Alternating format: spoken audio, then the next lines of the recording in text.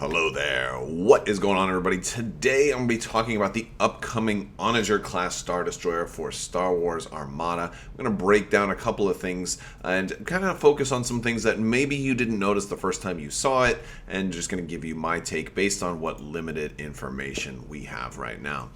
The Onager class Star Destroyer is a specialized platform for some of the Empire's most dangerous weaponry. The arrival of its ominous silhouette in orbit heralds a bombardment by massive particle cannons, or, more rarely, a devastating pulse from super heavy composite beam turbo lasers.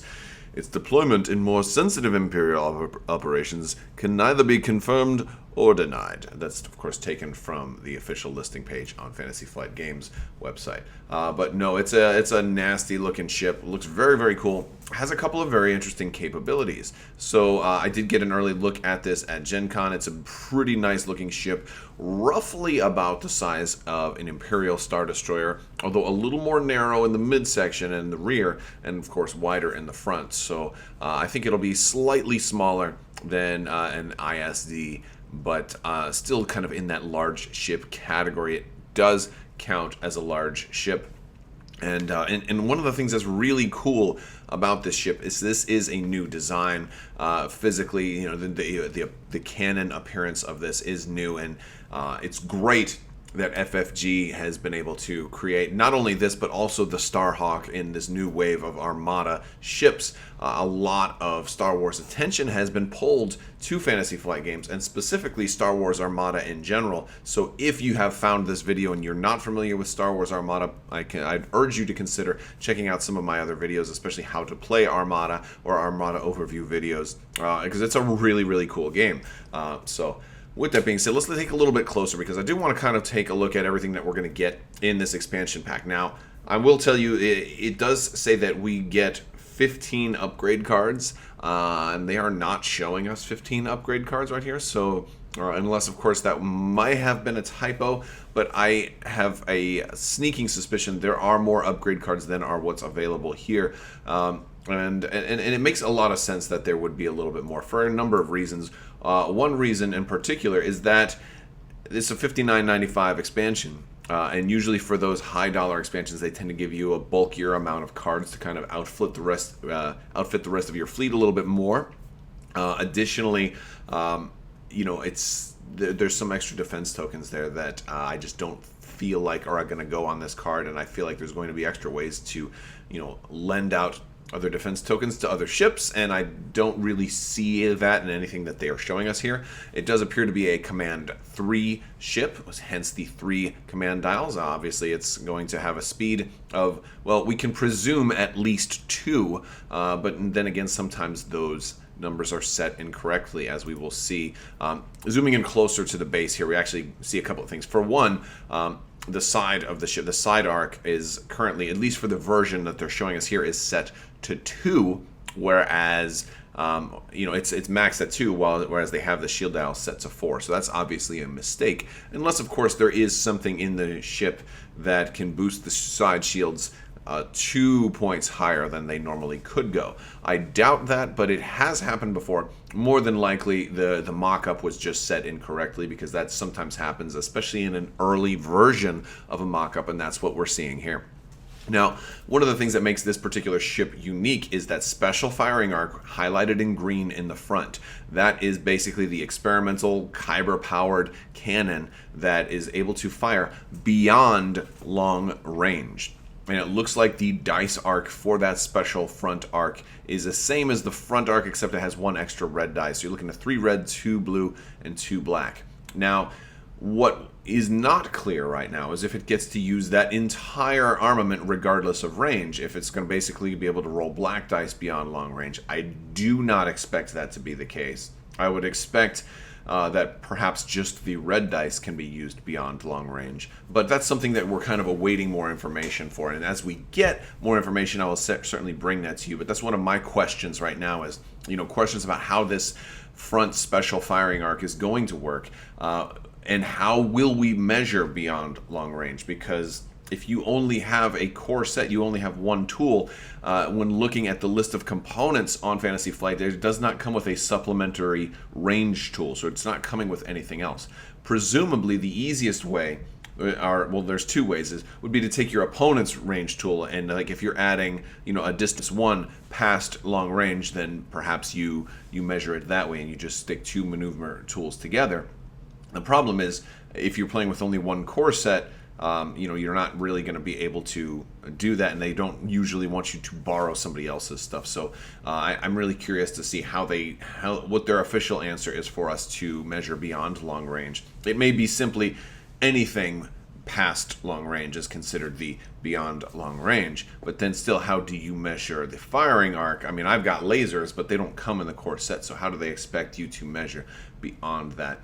My guess is they'll probably have you just use two maneuver tools, two range tools, and then go from there. But in theory, they could actually use the maneuver tool, which is also a straight tool that comes in the core set that would give you a little extra range. Not sure if they'll, try something strange like that. My guess is two range tools, and I'm curious what that maximum range of this new arc is. The other thing that I'm very curious about is if it is considered a separate arc when it comes to firing. In other words, if somebody is directly in front of you, would you be able to fire with your front arc battery and your special arc battery as two separate attacks? Would you basically be able to double arc anybody that is in your front? My gut tells me no, because that in itself would be crazy, crazy, crazy powerful. And of course, while we don't know how much this ship costs as far as points in the game, we know the financial cost, but we don't know the point allocation of this ship. I mean, if it's a 300-point ship, then sure, then that might not be too crazy, but I seriously doubt that. My gut tells me, it will, if you fire from the special firing arc, that will consume your front arc shot. So I think that, even if you had gunnery teams, you're not going to be able to do two front arc shots against the same ship using that special arc, I don't see that happening. So I think that kind of brings us up to the whole, you really just have these two little weak sides right here, where somebody could be in your front and not also be in that bombardment arc, or that special firing arc. And while that seems like that might be the sweet spot where people want to kind of be right there, I think that actually may end up being a potentially good spot for a defender to be, if you're attacking with an Onager, because if somebody does happen to be in that narrow arc, you actually probably have a pretty good chance of truly double arcing them because of the way that your side arc is facing. Because you'll actually get more dice overall depending on range, especially if they're close. You could being able to do a side arc shot and a front arc shot can potentially be nice. So it really depends. If they're coming from very, very far away, then that would be probably the best way. If they're at long range and can fit fully within that little smaller triangle on the side, then they're only going to have 2 red dice coming at them. Whereas virtually everywhere else, they're going to have 3 red dice unless they can get fully behind you. Another thing I want to talk about is some of the things that we can see here that people may have missed. For one, starting at the top, the hull value for the ship is a 10, which is pretty darn nice for a large ship. The only other large ship would be the Imperial-class Star Destroyer that has more hull than that. So very, very good hull amount for a large ship being concerned. We can also see, 5 shields in the front, 2 shields on the sides, and only 1 shield in the back. So initially, this is reminding me of the Liberty for the Rebels, which is also another large ship. It has similar strengths, where it's 5 in the front but only 2 on the sides. So this may be a candidate for some of those things that can increase your side shields a little bit above and beyond where they normally are. But also, we can also see there's an anti-squadron battery armament of 1 blue and 1 black on this particular version. Now, like with Armada, every ship is double-sided, so presumably there'll be a different version, maybe a Mark II version of this, where you flip it over and then it will have a slightly different cost and some slightly different stats. But generally, this is kind of a good estimate of what we can expect from this ship.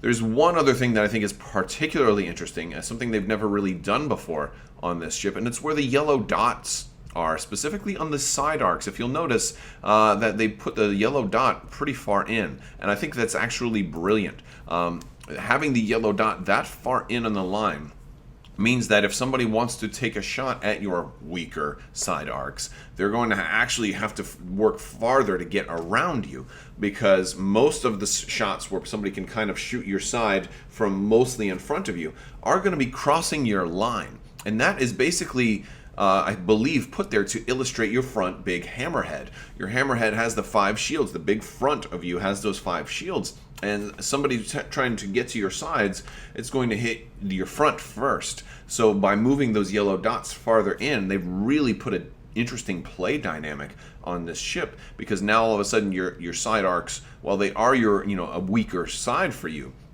your opponent's going to have to really outmaneuver you to try to get that side shot. Of course, if they can get to your rear, your whole rear half is good, but your front basically being where it is and having those yellow dots on the side almost gives you like that 180 in the front, not exactly 180, but maybe like a 150 kind of angle, bigger than it seems. So I think, and it's like that on both versions of the ship. If we go back, you can kind of see it in this one, right here. You can see that it's like that on both sides, so it is symmetric where those yellow dots are, and that is very out of the norm. Usually the yellow dot is right above the dice pool, and so in here it's definitely off to the side a little more. So I thought that was pretty wild. So yeah, and I'm showing you like the blue line would be like as far as they could get, whereas those red lines in a lot of other times, if you might have other shots that would more easily be able to have made it if your line was closer to the edge of the cardboard. So I think that's a pretty interesting dynamic of sliding the yellow dot so far closer to the center. And in theory, they could take it even closer and make even more difficult shots to the side in the future if they wanted to do that. So we have the salvo token, and so I haven't really talked about salvo tokens very much, but that is what this new boomerang looking defense token is. It does look like the Onager is going to come with a brace and a redirect, only one redirect, which is going to be important for a ship that has 5 shields in the front. Only one redirect could be kind of critical. My guess is that it will come with 2 salvo tokens on its ship card. And a salvo is basically a counterattack, and this is very exciting. We also do see this with the Starhawk, and my guess is usually you don't see ships with 5 defense tokens, or at least we haven't yet. So it's very likely that that extra salvo defense token relates to some upgrade card that in theory can be placed on another ship that gives them the option to counterattack, because I think if this ship and this wave is going to introduce counterattack, well, we don't want only the new ships to be able to counterattack. We want this new wave to bring new life into the rest of the game as well. And so I think it's very likely that, Imperial-class Star Destroyers can counterattack. Victory-class Star Destroyers can counterattack. Heck, even a Demolisher, a Gladiator Star Destroyer can counterattack. And then the same thing for the Rebels as well. I think large ships specifically need counterattack more so than other ships. We don't know much about how salvo is going to work yet, but based on some cards I was able to try to read in the Starhawk, it looks like counterattack may have some limitations. And it looks like there are some upgrades that may be coming in this wave that are going to help us a little bit with some of those limitations. I believe that it looks like you will not be able to apply critical effects when you counterattack. But again, we don't know for sure. We're going to have to wait until we get more information. Counterattack may have all kinds of limitations on it.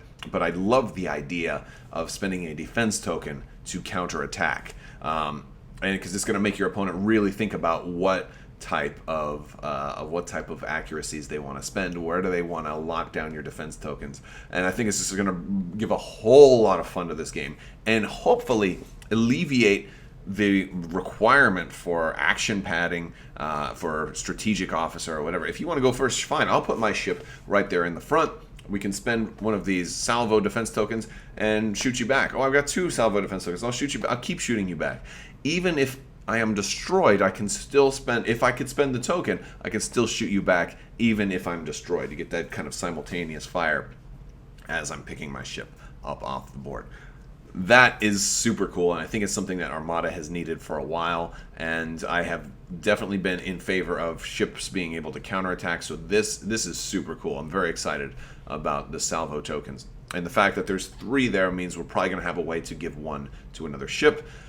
Hopefully it's not a unique upgrade. Hopefully we can kind of build a whole fleet with lots of, and I guess my guess is it will be an officer if you're not going to take if you're not going to take a strategic advisor on your Imperial Star Destroyer. My guess is it will be some type of officer.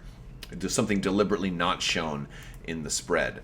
Now, in the spread of cards, we do get a high-res look at Commander Beck. And Commander Beck looks kind of interesting, and she's got a little red eye. I'm not 100% sure what Commander Beck is from, but looks cool. During your activation, you may resolve a command as if you had spent a command token. If you do, gain a raid token of the matching type. You may resolve this effect twice per activation. So she just gives you basically a token, and I love that. I feel like she will be really, really good with a Piet on a Super Star Destroyer. And if you're not going to use Commander Beck on a Super Star Destroyer, I mean, I think that may be one of the best uses, but there are other ways that you can use it. A lot of upgrades that are triggered off of just a command or something like that, where you just really want to make sure, maybe you've got, engine text and you want to make sure you get that nav so you can trigger that. Something like that could be useful. So she's got a lot of options, and she's only 3 points, so it's not really bad. But the other thing that's cool is that you can do this effect twice per activation, so she can give you 2 tokens. And, she might also be good on a ship that wants to do every single command. So she can give you, like, hey, let's do a squadron and nav first turn, and then engineering and concentrate fire the next turn. And then that next turn, maybe we'll just purge, use our dial to purge all rage tokens, and then keep, rinse, and repeat. She might work well with Thrawn, perhaps, because you can go ahead and get rid of your dial, but you're still going to get a whole dial from Thrawn, for example. So a lot of cool little things, and so I kind of like that. So yeah, that's Commander Beck. Now, what I think is very, very interesting, and I've tried to blow these up a little bit from the spread, General Ramadi. Really excited about General Ramadi. While a friendly ship is attacking a ship, if the attack is obstructed by a ship or obstacle, the attacker does not remove a die, even if the attack is also obstructed by a card. Like there's card effects that will also say that something is obstructed, like basically, like if you have a chaff token,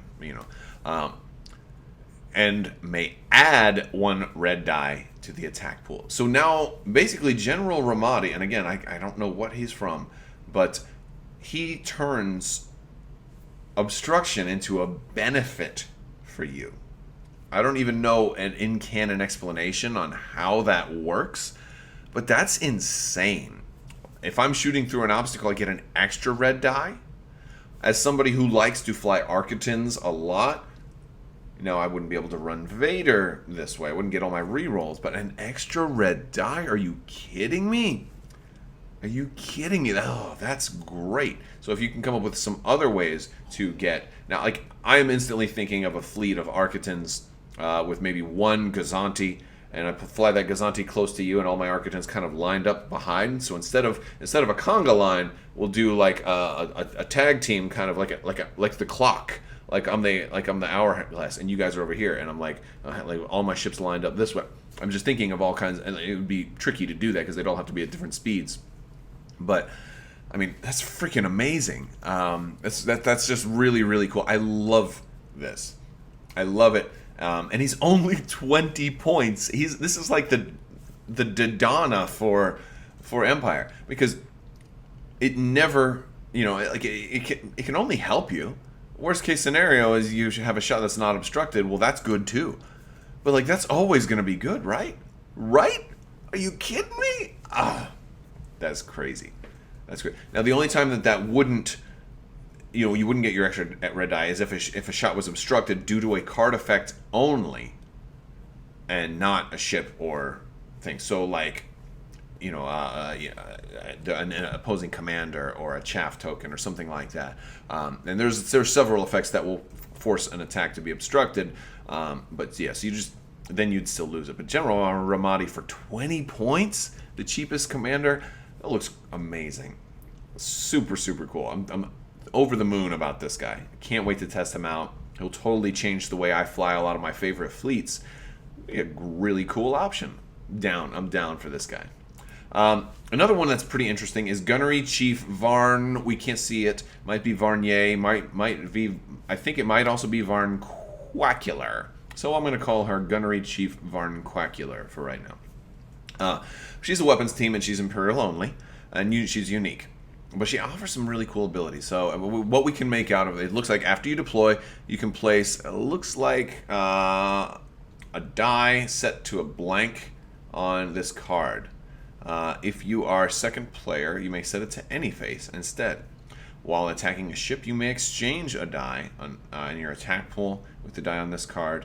Both dice set to the same face. That doesn't, I can't read that bottom line completely, but basically this is like giving you a cool level of strategy, because you put a blank, or if you're second player, you put a die to a double one, maybe a red die. Probably they must be the same color. You probably have to swap the two dice with the same color as the bottom line, almost likely. But I set a red die to a double, or even if I'm first player, I can set it to a blank. I wait for that shot that I know you're going to scatter anyway, right? Like on your GR75 or something like that. I wait for that shot that I don't expect to do much damage anyway, and then I get a double or even a hit, and then I swap it and I just put a blank into the attack pool. If I know that attack isn't going to matter anyway, then fine. Then I begin stockpiling, and this is almost like Thrawn level of planning. Save the big dice for when you really need them. That's exciting to me. I love that. Or basically, really good against ships with evades, and I roll only a single double red. Then I'm like, okay, I know you're going to cancel my double red with your evade, so let me stockpile it on this card and just swap it out for a hit if I happen to have a hit or a blank on her. And now all of a sudden you have to think, oh, crap, and then I save her until I'm at close range, and then you can't cancel that double. So it's just beautiful. It's a beautiful card. It's a really fun card. I'm curious what it costs, because I don't know if it's going to be better than gunnery teams, so it would probably have to be kind of cheap. I could see this being like a 2 or 3 point card and maybe being pretty darn useful, but again, not 100% sure, because she's using a really, really good popular slot, because everybody usually wants to run gunnery teams. So kind of wish she was just a regular officer or something instead. And be really cool. But I think she's interesting, and she'll be fun to play around with. And from the other stuff we can get, on the top left, we've got what looks like some kind of turbo laser. My guess is that is the composite beam turbo lasers that they talked about in the article. It's showing a beam, and it looks like it's a long title because it's a smaller font there. We have some titles. We've got the Cataclysm. We've got the Rake. I'm guessing that's the Rake Hill. And then something that starts with SU, maybe Suppressor or Survivor. Or Survivor doesn't sound Imperial. Suppressor sounds more Imperial. I'm not sure on that one. Or maybe a Super. Maybe it's just Super. Yeah.